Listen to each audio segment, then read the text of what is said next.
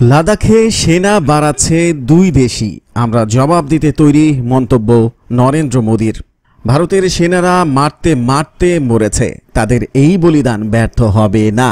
লাদাখের গালওয়ান উপত্যকায় চীনা সেনার সঙ্গে সংঘর্ষে ২০ জন ভারতীয় সেনার মৃত্যুর ৪০ ঘণ্টা পরে এভাবেই মুখ খুললেন প্রধানমন্ত্রী নরেন্দ্র মোদী। তার বক্তব্য, ভারত শান্তি চায়, কিন্তু প্ররোচিত করা হলে উপযুক্ত জবাব দিতেও আমরা তৈরি। এই সুরে সেনাপ্রধান জেনারেল এম নরেবনে বলেছেন, লাদাখে ২০ জন জওয়ানের বলিদান ব্যর্থ হবে না। আর বিদেশ মন্ত্রী জয়শঙ্কর আজ চীনা বিদেশ মন্ত্রী ওয়াং ইকে ফোন করে অভিযোগ করেছেন, লাদাখে পরিকল্পনা মাফিক হামলা করা হয়েছে। কিন্তু প্রশ্ন উঠেছে, বিরোধীদের চাপের মুখে মোদী সরকার সুর চড়ালেও বাস্তবে কি তাদের সামনে বদলা নেওয়ার কোনো পথ খোলা আছে? সোমবার রাতের সংঘর্ষে আহত ভারতীয় সেনার সংখ্যা প্রায় ১৫০। তাদের মধ্যে ৪ জনের অবস্থা আশঙ্কাজনক। কয়েকজন সেনা এখনও নিখোঁজ বলে শোনা গেলেও বাহিনীর পক্ষ থেকে তা স্বীকার করা হয়নি। সূত্রের মতে, নিহত ২০ জন সেনার অধিকাংশের মাথায় চোট ছিল। ধারালো অস্ত্রের আঘাতে শরীরে ছিল ক্ষতবিক্ষত। তীব্র ঠান্ডায় আহত অবস্থায় দীর্ঘক্ষণ পড়ে থাকার ফলে অনেকেই হাইপোথার্মিয়ায় মারা যান। গতকাল সরকারি সূত্র উদ্ধৃত করে সংবাদ সংস্থা ANI সংঘর্ষে ৪৩ জন চীনা সেনা হতাহত হয়েছে বলে জানালেও আজও নিয়ে রাগ করেনি বেইজিং। তাদের অবস্থান বদলের কোনো ইঙ্গিতও এখন পর্যন্ত নেই। চীনা সৈন্য এখন পূর্ব লাদাখ সীমান্তে ভারতীয় ভূখণ্ডের কয়েক কিলোমিটার ভিতরে ঢুকে বসে রয়েছে। গালওয়ান উপত্যকার যে এলাকায় দুই পক্ষের সংঘর্ষ হয় তা ভারতীয় সীমানার অন্তর্গত। ভারত যদি পাল্টা আগ্রাসন দেখিয়ে প্রকৃত নিয়ন্ত্রণ রেখার ওপারে চীনের কিছু জমি আগে দখল করে রাখত, তাহলে দর কষাকষি একটা সুযোগ দিল্লির থাকত। কিন্তু এখন কড়া অবস্থান থেকে পিছিয়ে আসাও ভারতের পক্ষে সম্ভব নয়, কারণ তাতে বাহিনীর মনোবল ভেঙে যাবে। অন্যদিকে পাহাড়ি এলাকায় যুদ্ধের জন্য মাউন্টেন স্ট্রাইক কোর বাহিনী প্রস্তুত রয়েছে ঠিকই, কিন্তু পুরোদস্তুর যুদ্ধ বেঁধে যাওয়াটা কোনো অবস্থাতেই কাম্য নয়। বিশেষ করে যখন ভারতের সম্ভাব্য পদক্ষেপগুলির কথা মাথায় রেখে ইতিমধ্যে বিপুল সেনা সমাবেশ করতে শুরু করেছে চীন।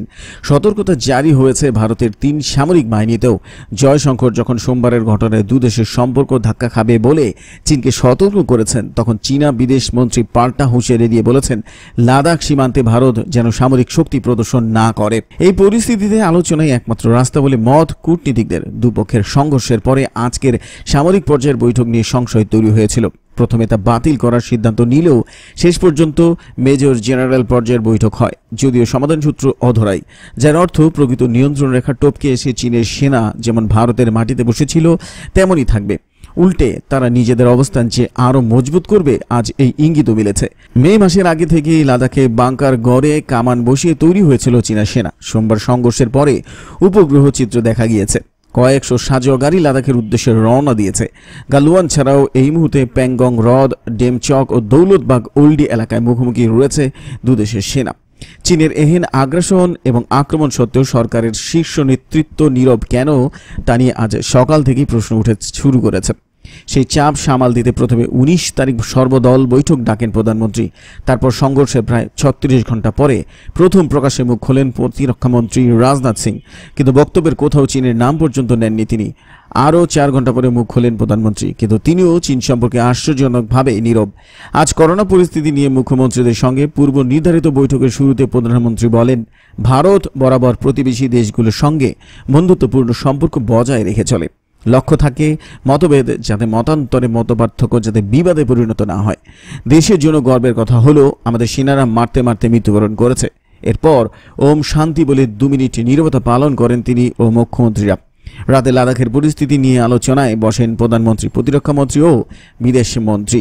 চীন অবশ্য লাদাখে সংঘর্ষের দায় সরাসরি ভারতের উপর চাপিয়েছে। আজ সকালে চীনা বিদেশ মন্ত্রকের মুখপাত্র ঝাও লিজিয়ন দাবি করেন, গালওয়ান উপত্যকা চীনের, ভারতীয় সেনা সেখানে অনুপ্রবেশ করে ঝামেলা পাকিয়েছে। এরপরে বিকেলে জয়শঙ্কর চীনা বিদেশ মন্ত্রীকে বলেন, লাদাখ সমস্যা মেটাতে দুপক্ষের মধ্যে আলোচনা শুরু হয়েছিল এবং তাতে অগ্রগতি হয়েছিল, কিন্তু তারই মধ্যে চীন সেনা গালওয়ান উপত্যকায় ভারতীয় জমিতে কাঠামো করার চেষ্টা করে, যা থেকেই ঝামেলার সূত্রপাত। ভারত জানিয়েছে চীন সেনার পূর্ব পরিকল্পিত পদক্ষেপেই সোমবারের সংঘর্ষ ও প্রাণহানির জন্য দায়ী, যাকে স্থিতির অবস্থা বজায় রাখার চুক্তি ভাঙার প্রচেষ্টা হিসেবেই দেখছে তারা। উল্টো দিকে চীনের বিদেশমন্ত্রী সোমবারের ঘটনায় যারা ভারতীয় সেনা দোষী তাদের শাস্তি শাস্তি দেওয়ার দাবি করেন জয়শঙ্করের কাছে। বৈঠকের পর সাউথ ব্লক জানিয়েছে, গত 6 জুন লেফটেন্যান্ট জেনারেল পর্যায়ের বৈঠকে যে আলোচনা হয়েছিল তার ভিত্তিতে শান্তি আলোচনা জারি রাখতে রাজি হয়েছে দুদেশ। দুপক্ষই এমন কিছু করবে না যাতে ওই এলাকায় শান্তি বিঘ্নিত হয়। সো ডিয়ার ফ্রেন্ডস, আমাদের এই প্রতিবেদনটি নিয়ে আপনার মতামত কমেন্টস করে জানাতে ভুলবেন না। মাস ইনফোটেনমেন্টে সাবস্ক্রাইব করে সাথেই থাকুন। ধন্যবাদ।